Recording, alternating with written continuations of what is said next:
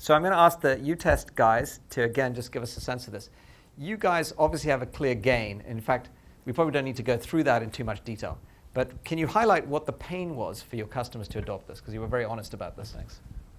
There is pain involved in the world of software testing. When we're doing our job well, it's a bad news business. And that means we are reporting 40, 50, 60 bugs on the latest version of your iPhone app or the latest version of your Kindle Fire app or your website. And it's not just a clean matter where, we report the bugs and you say, okay, poof, they're fixed. We're actually creating work for the CTO's organization. There has to be somebody who has to actually go and review these and reproduce these bugs. So there's increased overhead, not just for the QA department, but we're actually creating work for the engineering department. Now they realize how many things are actually broken in the wild, and that's great for users. That's lousy for the Fumis of the world.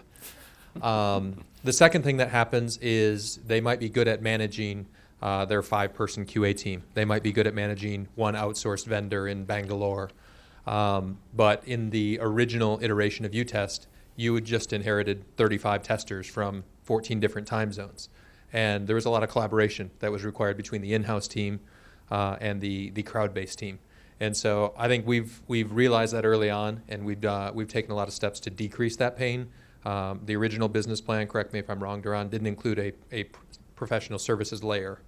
Now we actually have a 20-person team that can do work remotely for clients, that can actually go on site, and is actually a revenue center for us. But their job is to make sure that the overhead is what you want it to be. Some clients actually want to be very involved with the testers.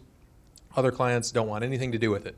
They want us to actually gift wrap it and say, these are the 12 things that you should fix tomorrow.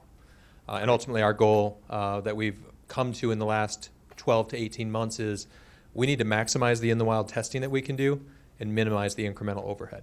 And it was only when we realized that it wasn't just about maximizing gain, it was about minimizing pain, that things really started to fall into place for us.